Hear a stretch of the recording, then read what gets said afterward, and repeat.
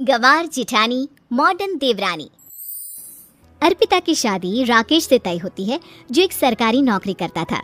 अरे चाची, अर्पिता इतनी सुंदर, पढ़ी लिखी और मॉडर्न लड़की है, फिर कहाँ आप इसकी शादी ऐसे घर में कर रही हैं?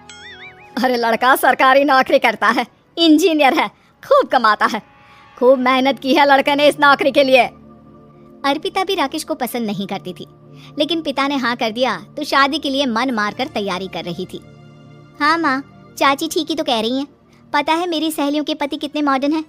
अरे देख बेटा, तू मॉडर्न है ना, वो पढ़ने लिखने वाला गांव का होनहार लड़का है, तू जैसा रखेगी रहेगा। अब तक कोई उसकी केयर करने वाला नहीं था, है तो सिर्फ एक भाई भाभी, और माँ पिता तो गांव में ही रहते हैं। अर्पिता का मुंह बन जाता है। वो पिता के फोन से राकेश का नंबर लेकर उसे मिलने के लिए बुलाती है। आज तो मैं उसे साफ साफ मना कर दूंगी, मुझे नहीं करनी शादी। शक्ल देखिए, ना कपड़े पहनने का तरीका है ना बोलने का। अर्पिता राकेश से मिलने जाती है। अब क्या हो गया, आपने मुझे अर्जेंट मिलने को बुलाया, सब ठीक तो है ना? हाँ सब ठीक है, पर मैं आपसे कुछ कहना चाहती हूँ, आप ना इस शादी से मना कर दे। राकेश की आंखें अर्पिता की इस बात से लाल हो जाती है। वो रोंदे गले से कहता है, लेकिन शादी की सारी तैयारियां हो गई हैं, मैंने आपके साथ एक अच्छे भविष्य का सपना भी देख लिया है, ऐसा मत करिए प्लीज। माँ पिता के अलावा मैंने किसी को दिल से अपना माना है तो वो आप ही है। देखिए, मुझे आपसे कोई समस्या नहीं है, लेकिन आप मेरे जैसे नहीं हैं। मैं मॉडर्न लड़की और आप। मैं आपसे वादा करता हूँ, जब तक आपके लायक नहीं बन जाता मैं कभी आपसे बीवी का हक नहीं मांगूंगा। अर्पिता राकेश का प्यार देखकर पिघल जाती है और शादी के लिए हाँ कर देती है। दोनों की शादी हो जाती है, लेकिन शादी के बाद राकेश की भाभी, जो कि पूरी की पूरी देहाती थी।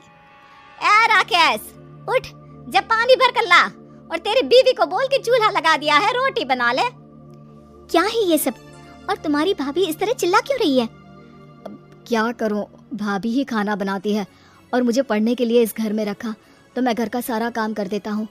अब तुम आ गई हो, अपने तरीके से देख लो।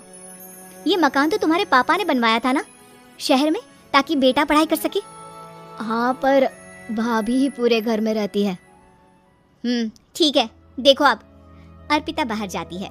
सूट पहनी अर्पिता को देखकर जेठानी का पारा हाई हो जाता है। ए शहर की हीरोइन, यहाँ ना चलेगा ये सब, समझी? साड़ी पहनो साड़ी, वो नारंगी वाली निकाले हैं तुम्हारे लिए, जिसमें हरे रंग का फूल बना है, और सीधे पहुंचो रसोई में। मेरे आगे नहीं चलेगा ये सूट बूट का नाटक, समझी? देखिए भाभी, आप बड़ी हैं, आपने राकेश की पढ़ाई में मदद की, लेकिन ये मकान इनके पिताजी का है, तो मैं अपना पोर्शन अलग कर रही हूँ। मैं आज से आपके साथ नहीं रहूंगी।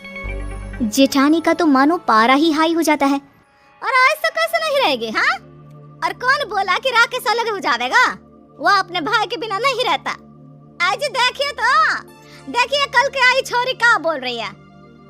राकेश के साथ बात हो गई है, मैंने ऊपर का हिस्सा राकेश को दे दिया है, उसकी अपनी जिंदगी शुरू हो रही है, तो अच्छा है ना कि अब रसोई भी अलग हो जाए। अर्पिता राकेश की ओर फक्र से देखती है कि उसने अर्पिता के लिए स्टैंड लिया। अर्पिता बाजार में जाकर सारा रसोई का सामान ले आती है। पिता के दिए सामान से घर सजाती है और अपने तरीके से पूरे घर की सजावट करती है। शाम को राकेश ऑफिस से आता है। कुर्ता पैजामे में राकेश को देखकर, अरे ये क्या पहना है? भाभी सिलती है ना कुर्ता, मैं सारी कमाई भाभी को ही दे देता हूँ। लेकिन अब ना बीवी को देना होगा, क्योंकि भैया भी अच्छी नौकरी करते हैं। भाभी अपने पति का पैसा संभाले और मैं अपने पति का पैसा संभालूंगी। तभी भाभी आ जाती है। अरे देखो, बहुत हो गया। हाँ, अलग रहने तक तो ठीक था, लेकिन पैसा हम एक फूटी कौड़ी नहीं देंगे। बचपन से तुम्हारे पति को हमने पाला है, उसका हिसाब दो। अच्छा, हिसाब चाहिए? कितना पढ़ी है आप जो आपको हिसाब चाहिए? बड़े भाई हैं उनके, जिन्होंने उन्हें पढ़ाया लिखाया, वो हिसाब मांगेगी तो जरूर दे दूंगी भाभी। अरे देख, हाँ, अगर तूने पढ़ाई की है तो मैं भी अंगूठा छापना हूँ। अरे 5 की क्लास तक पूरी पढ़ाई की है, समझे? वैसे भी कल इन लोगों के माँ बाबूजी आ रहे हैं गाँव से, वही लोग ठिकाने लगाएंगे तुझे।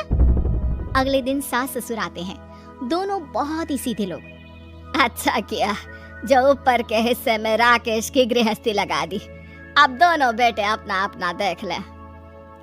छोटी बहू कहाँ है? अरे बहुत ही चालाक है माँ जी, ऐसी जबान चलाती है जैसे दर्जी कैंची चलाता है। वैसे बहू तुम भी कम नहीं थी। और सुनाओ। तभी छोटी बहू सास ससुर के पैर छूकर उन लोगों को चाय और नाश्ता देती है। माँ जी, आप थक गई होंगी, मैं खाना लगा देती हूँ, ऊपर आ जाइए चाय पीकर। अरे बस बस, यही रहेंगे वो, क्योंकि बड़ी बहू मैं हूँ।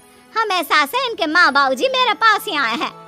चलिए माँ जी, आप ना किचन में खाना बनाइए, मैं जरा बाजार होकर आती हूँ और फिर साथ में खाना खाते हैं।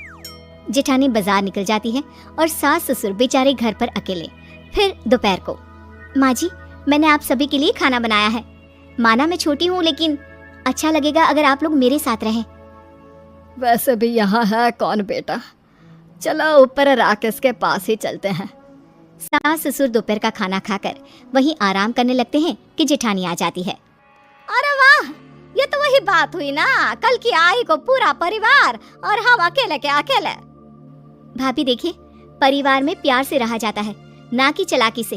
अम्मा खाना कैसे बनाती, पहले ही गांव से थक कर आई हैं। हाय रे दया, तो मैं का बाजार से ऐस करके आ रही हूँ। अरे भूख के मारे मेरा सर दर्द हो रहा है, पर यहाँ मेरी फिक्र कौन करेगा। अरे तो किचन में खाना है, लगा देती हूँ मैं भाभी। बड़ी बैठकर खाना खाती है और शाम को जब राकेश घर आता है। अरे राकेश, तू तो पूरा हीरो लग रहा है इन कपड़ों में, ऐसे कपड़े पहले क्यों नहीं पहनता था? राकेश बीवी की तरफ देखता है और फिर कहता है, माँ पहले पहनाने वाली नहीं थी ना। हाँ हाँ, और हम जो हाथ से सिल सिल कर कुर्ता पहनाते थे उसका का? अरे तुम्हारे भैया तो आज भी पहन रहे हैं।